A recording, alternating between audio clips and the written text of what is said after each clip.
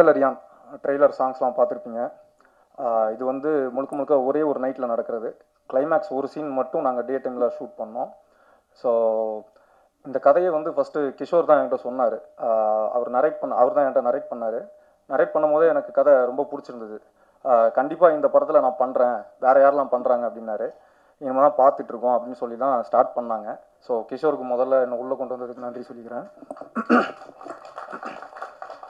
அடுத்தது நம்ம Murugan sir, producer cum director come actor. So 3 வேலையை ஒரே ஆளாக ஒரே ப்ராஜெக்டில் பண்ணுறது எவ்வளோ கஷ்டன்றது எனக்கு நல்லாவே தெரியும். ஏன்னா ப்ரொடியூசர் கம் ஆக்டராக இருந்தது எவ்வளோ கஷ்டன்றது எனக்கு தெரியும். இதில் அவர் டைரக்ஷனும் பண்ணியிருக்காருன்ற போது அவர் எவ்வளோ கஷ்டப்பட்டிருக்காருன்றது எனக்கு தெரியும். ஸோ முருகன் சார், உங்களுக்கும் ரொம்ப நன்றி. என்னை இந்த உல்ஃப் கேரக்டரில் உட்கார வச்சு நீங்கள் ஒரு நம்பிக்கை கொடுத்ததுக்கு ரொம்ப நன்றி. அடுத்தது டிஓபி அபிலாஷ். யார் டிஓபின்னு கேட்கும்போது இந்த மாதிரி மலையாள படங்கள் நிறையா ஒர்க் பண்ணியிருக்காரு, தமிழுக்கு இதுதான் ஃபஸ்ட் படம் அப்படின்னு சொன்னாங்க. ஒரு டே டைமாக இருந்தால் பரவாயில்ல, டே லைட்டில் நம்ம ஷூட் போயிடலாம். ஃபுல்லாகவே நைட் ஷூட்டு, அதுவும் கார் ஷாட்ஸ்லாம் நிறைய இருக்குது. சின்ன சின்ன லைட்லாம் மாட்டணும், இருக்கிற பட்ஜெட்டில் அவங்க சீக்கிரம் பண்ணுவாங்களா அப்படின்னு யோசிச்சுட்டு இருந்தேன். பட் ஃபஸ்ட் நாளே தெரிஞ்சிச்சு இது பயங்கரமான டீமு, நம்ம நினைக்கிற மாதிரி டீம் கிடையாது அப்படின்னு சொல்லி தெரிஞ்சிச்சு. நிறைய ஷார்ட்ஸ் வந்து கார் டோரை திறந்து டோருக்கு வெளியே தொங்கிட்டு உள்ள கேமரா வச்சு ஷூட் பண்ணிட்டு இருந்தார். ஸோ அபிலாஷ், கண்டிப்பாக இந்த படத்துக்கு அப்புறம் நீங்கள் ரொம்ப நல்லா பெரிய லெவலில் பேசப்படுவீங்க. அதே மாதிரி டப்பிங் முடிச்சதுக்கப்புறம் ஒரு நம்பிக்கை இருக்கும், ஓகே இந்த படம் வந்து நல்லா வந்திருக்கு, மியூசிக் பண்ண அப்புறம் பார்ப்போம் அப்படின்னு சொல்லி. ஸோ ஃபைனல் அவுட் மியூசிக்கோட பார்க்கும்போது அந்த நம்பிக்கை வந்து டபுள் ஆச்சு எனக்கு. ஏன்னா அந்த நிறைய கூஸ்பம் மூமெண்ட்ஸ்லாம் வந்து அவர் மியூசிக்கில் கொடுத்துருந்தாரு விவேக் சாரோ. ஸோ அவருக்கும் ஒரு பெரிய நன்றி.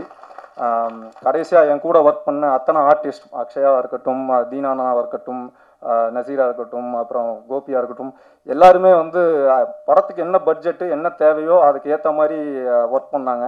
எனக்கு இது வேணும் அது வேணும் கேட்டு அங்கே ஸ்பாட்டில் வந்து தொந்தரவு பண்ணல. எல்லாமே நைட் ஷூட்டு, நிறைய கொசுக்கடி, கேரவன்லாம் பெருசாக இல்லை.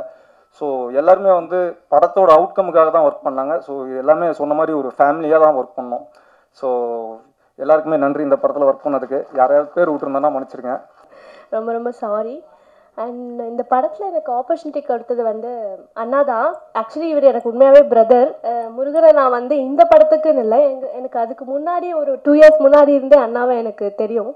ஸோ அண்ணா வந்து இந்த படத்துக்காக ரொம்ப கஷ்டப்பட்டிருக்காரு. நான் வந்து அதை பார்த்துருக்கேன்.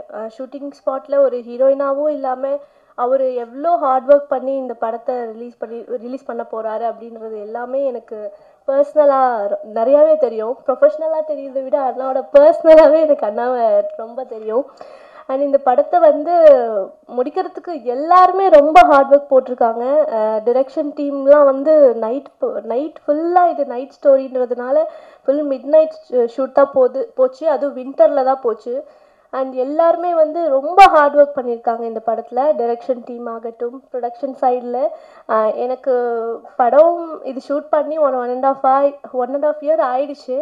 ஸோ வந்து இங்கே நிறைய பேரோட பேர்கள் எனக்கு மறந்துருக்கலாம், ஆனால் எனக்கு எல்லாரோட ஃபேஸ் ஞாபகம் இருக்குது. ஸோ எல்லாருமே இங்கே எல்லாருமே ரொம்ப ஹார்ட் ஒர்க் பண்ணியிருக்காங்க. அண்ட் நிறையா பேர் வந்து ஸ்டேஜில் இல்லை, கீழேயும் இருக்காங்க. ஸோ எல்லாருமே இந்த படத்தில் வந்து ரொம்ப ஹார்ட் ஒர்க் பண்ணியிருக்காங்க. எல்லாருக்கும் என்னோட கங்க்ராச்சுலேஷன்ஸ். அண்ட் முக்கியமாக ஒரு ஆளை பற்றி சொல்லி ஆகணும், வெற்றி சார். விவேக் சரவணா சொன்ன மாதிரி இந்த படம் வந்து அவருக்கு ஒரு டிஃப்ரெண்ட்டான ஒரு எக்ஸ்பெரிமெண்டல் மூவியாக இருக்கும். இது வரைக்கும் சார் அப்படி பார்க்காதவங்க இந்த மூவியில் வந்து அவரை கொஞ்சம் டிஃப்ரெண்ட்டாக பார்க்கலாம். ஸோ அந்த மாதிரி நல்லா பண்ணியிருக்காங்க. ஸோ கேமராமேன் சார் எல்லாருமே வந்து இதில் ஃபுல் எஃபர்ட் போட்டு ஃபுல் மிட் நைட்டில் எல்லோரும் ஹார்ட் ஒர்க் போட்டு இந்த படத்தில் உழைச்சிருக்காங்க. ஸோ எல்லாருக்கும் என்னோடய congratulations. And production manager sir Bala. So சாரும் வந்து நிறையா நைட்லாம் வந்து ஷூட் பண்ணியிருக்கோம், டார்ச்சர் பண்ணியிருக்கோம், அது வேணும் இது வேணும்னு எல்லாமே வந்து மூஞ்சி சொல்லிக்காமல் செஞ்சு கொடுத்துருக்காரு. ஸோ அதுக்கும் ரொம்ப ரொம்ப கங்க்ராச்சுலேஷன்ஸ். அண்ட் வந்து வேறு யாராவது நான் மிஸ் பண்ணியிருந்தேன்னா ஐம் ஸோ சாரி. ஏன்னா எனக்கு நிறையா பேர் தெரியல. ஸோ இந்த படத்தில் ஆப்பர்ச்சுனிட்டி கொடுத்ததுக்காக அண்ணா, முருகன் அண்ணா, ரொம்ப ரொம்ப தேங்க்யூ அண்ணா. என்றைக்குமே வந்து எவ்வளோ ஹை லெவலில் போனாலும் நம்ம அதை மறக்கக்கூடாது. So thank you so much. Sorry, ஏன்னா இந்த படம் வந்து 1 இயர் மேலே ஆச்சு. ஸோ நிறைய ஒரு ஸ்ட்ரகிள்க்கு அப்புறம் ஆயிருக்கு அப்படின்றது எனக்கு தெரியும். நான் டெய்லியும் வந்து பிஸியாக இருப்பேன். ஸோ ஷூட்டிங் 1.5 இயர் ஆச்சு டெலிவிஷனில் போய். பட் நான் கால்லே தான் இருப்பேன், கேட்டுக்கிட்டே இருப்பேன். ஸோ இது ஆக்சுவலி எனக்கு ரொம்ப ஸ்பெஷலான ட்ரீம் மூவி. ஸோ வந்து ஒரு 1.5 இயரோட வெயிட்டிங்க்கு அப்புறம் இந்த படம் இந்த லெவலுக்கு இங்கே வந்திருக்குன்னு நினைக்கும் போது ஐ எம் ஸோ ஹாப்பி. இந்த படத்துக்கு எனக்கு வாய்ப்பு கொடுத்த என்னோட அண்ணன் முருகன் எனக்கு ரொம்ப ரொம்ப தேங்க்யூ. இந்த படத்துக்காக ரொம்ப ஒரு மேபி ஒரு 2 இயர்ஸ் முன்னாடி இருந்து அண்ணன் பேசிக்கிட்டே இருப்பேன். இந்த மாதிரி எப்போ நான் படம் ஸ்டார்ட் பண்ணுறோம் வெற்றி நாட்டை பேசின்னு கேட்டே இருப்பேன். அண்ணா சொல்லுவார் பேசுகிறப்பான்னு சொல்லிகிட்டே இருப்பார். கரெக்டாக அதுக்குன்னு ஒரு நாள் வந்திருக்கு இன்னைக்கு. இந்த படத்தில் பார்த்தீங்கன்னா வெற்றி நான் சூப்பராக பண்ணியிருக்காரு. அந்த அண்ணன் டிஃப்ரெண்டான கேரக்டராக இருக்கும் இந்த இடத்துல. அதே மாதிரி அக்ஷயா அவங்க நல்லா சூப்பராக பண்ணியிருக்காங்க. அப்புறம் அப்லாஸ் ப்ரோ நல்லா சூப்பராக பண்ணியிருக்கீங்க. எல்லாருமே சூப்பராக பண்ணியிருக்கீங்க. அது மட்டும் இல்லாமல் என்னோட அப்பா எல்லாம் இங்கே வந்திருக்காங்க, ஃபேமிலியெல்லாம் வந்திருக்காங்க. எல்லாத்துக்கும் எங்கள் அப்பாவுக்கும் என்னோட தம்பிக்கு இந்த இடத்த ரொம்ப ரொம்ப தேங்க்யூ சொல்கிறேன். இங்கே வர்றது காரணமே அப்பா தம்பி எங்கள் ஃபேமிலி எல்லாருமே தான். அது எல்லாத்துக்கும் நான் தேங்க்யூ சொல்லிக்கிறேன். என்னோட name Vinupriya. First of all thank you my entire team. என்னை ரொம்ப சேஃப் அண்ட் செக்யூராக பார்த்துக்கிட்டதுக்கு தேங்க்யூண்ணா. தேங்க்யூ. ஆப்பர்ச்சுனிட்டி கொடுத்த ப்ரொடியூசர் முருகன் அண்ணா, தேங்க்யூ அண்ணா. Special thanks to press media people. உங்கள் சப்போர்ட் அண்ட் லவ் எப்போவுமே வேணும். படம் பாருங்க, கண்டிப்பாக பிடிக்கும். அவர் வந்து ஒரு 15 வருடமாக இந்த முருகன் வந்து இயக்குனர், ஒரு தயாரிப்பாளரில் ஒருத்தர், ஒரு ஹீரோவில் ஒருத்தராக நடிச்சிருக்காருன்னு நினைக்கிறேன். ஒரு 15 வருஷமாக சாலிகிராமம், கோடம்பாக்கம், வடபழனியில் நடிகராக அலைந்தவர் அவர் அப்படின்னு சொன்னார் என்கிட்ட. ஏன்னா எனக்கு தெரிஞ்சு 20-25 வருஷமெல்லாம் 20 வருஷமாக இந்த வடபழனி, கோடம்பாக்கம், இந்த சாலிகிராமம் ரோடுகள் அலைகிற எத்தனையோ நடிகர்களை நான் பார்த்துருக்கேன். அதே நிலையில் 20 வருஷமாக அதே நிலையில் அலைஞ்சிக்கிட்டு இருக்கான். என்ன ஒரு ஒரு ஒரு கனவுகளை சுமந்துக்கிட்டு அலைகிற அந்த சோகம் இருக்க பயங்கரமானது. ஆனால் இவர் ஒரு 15 வருஷம் நடிகராக முயற்சி செஞ்சு அதுக்கு பிறகு பார்த்துருக்காரு, எவனும் வாய்ப்பு தர மாட்டான், நம்மளே நடித்து தயாரித்து டைரக்ட் பண்ணிடலான்னு முடிவு பண்ணி திருப்பூரில் போய் லெக்கின்ஸ், அவர் சொன்னது லெக்கின்ஸ் ரெடி பண்ணுற அந்த ஃபேக்ட்ரி மாதிரி நான் ஒன்று வச்சுருக்கேனே, அதில் கொஞ்சம் கொஞ்சம் சம்பாரித்து இந்த படத்தை நானே எடுத்தேன், அதுக்கு 2 பேர் உதவி செஞ்சாங்க அப்படின்னாரு. எனக்கு வந்து ஒரு கனவை அடையிறதுக்கு ஒருத்தவங்க எடுக்கிற முயற்சி வந்து சிறப்பானது, உயர்வானது. அடுத்தவங்களை எதுக்கு நம்பணும், நம்மளே நம்ம ரெடி பண்ணிக்கோன்றது இருக்கு இல்லையா. சில்வஸ்டர் ஸ்டாலன்லேருந்து புருசிலிருந்து இந்த மாதிரி பல கலைஞர்கள் அவங்களே அவங்கள உருவாக்கிக்கிட்ட பெரிய வரலாறு இருக்குது. குறிப்பாக இதில் பார்த்தீங்கன்னா இது ஒரே இரவில் எடுத்த கதைன்னு சொன்னார். அதுக்கு பிறகு நான் எப்படிப்பா நீ வெற்றியை பிடிச்சேன்னு, ஏன்னா அவர் வெற்றி வந்து கொஞ்சம் டிஃப்ரெண்ட்டான படம் தான் பண்ணுறவர். அதுவும் இவர் வந்து யார்கிட்டையும் எனக்கு தெரிஞ்சு ஒர்க் பண்ணாமல் இருக்கார். இவர் ஒரு கதையை கன்வின்ஸ் பண்ணியிருக்காருன்னா அந்த கதை பேர் இருக்குது, அந்த ஒரு நல்ல சிறப்பான கதையை வெற்றி தேர்ந்தெடுக்கிறோம் இல்லையா. அப்படி ஒரு சிறந்த கதையை தேர்ந்தெடுத்து அண்ணன் உதயகுமார் சொன்ன மாதிரி ஒரு புதிய டீமோட பயணிக்கிற வெற்றிக்கு வாழ்த்துக்கள்.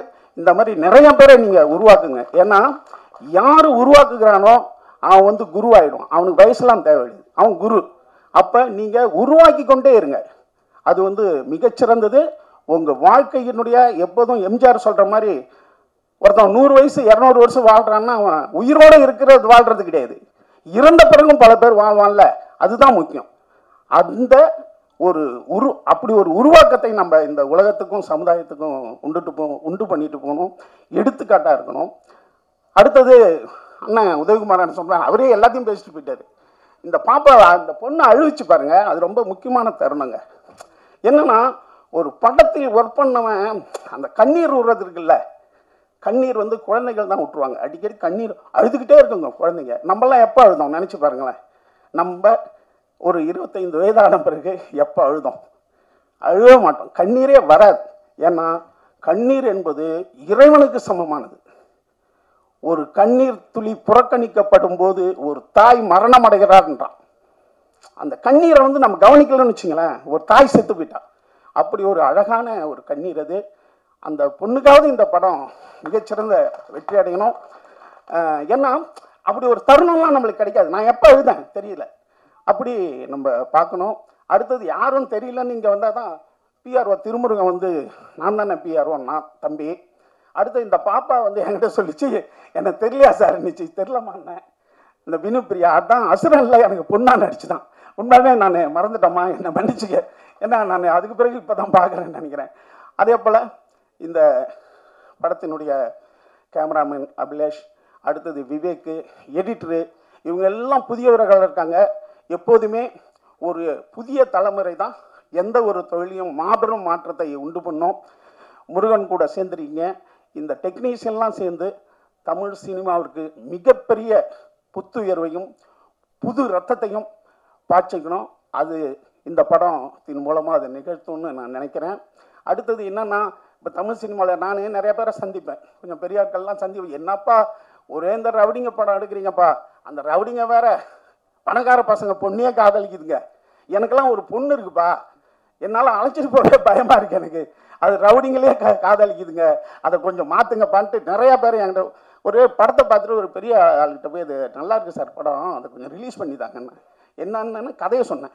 என்னப்பா ரவுடி வந்து பணக்கார பொண்ணை லவ் பண்ணிடுறான், என்கிட்டையும் பொண்ணு இருக்குப்பா, அதை நான் ரிலீஸ் பண்ண மாட்டேன்ட்டார். இந்த மாதிரியான படங்களை வந்து நிறைய நம்ம பண்ணிகிட்டே இருக்கும்போது அதனால் நான் படத்துக்கே போக மாட்டேன்றார் அவர். இப்படி ஒரு பிரச்சனையை என்கிட்ட புதுசாக சொன்னார் ஒரு வாரத்துக்கு முன்னாடி. அதே போல் இந்த ரவுடிகளை எல்லாம் ஹீரோ ஆக்கினது வந்து மார்ட்டின் ஸ்கார்சிஸ்ன்னு ஒருத்தர் தான். அதுக்கு முன்னாடி ஹாலிவுட்டு ஐரோப்பிய படங்களும் ஒரு ஹீரோன்றவன் நல்லவனாக இருப்பான், அந்த சமுதாயத்தினுடைய மிகச்சிறந்தவனாக இருப்பான். அப்படி தான் ஹாலிவுட்டு இதெல்லாம் வரும், எல்லா வெளிநாட்டு படங்களும். மார்ட்டின் ஸ்கார்சிஸ் தான் முதல்ல ரவுடிகளுக்கு ஹீரோ ஆக்குறார். அவர் ஆரம்பித்து வச்சது தான் இது. ஆனால் அதில் ஒரு சுவாரஸ்யம் இருக்குது. திருடர்கள் ரவுடிகள்லாம் கதாநாயகர்கள் ஆகும்போது ரொம்ப நல்லா தான் இருக்குது. அப்படி இந்த படமும் மிகச்சிறந்த படமாக இருக்கும், நல்ல படமாக இருக்கும். என்னுடைய வாழ்த்துக்கள். நன்றி.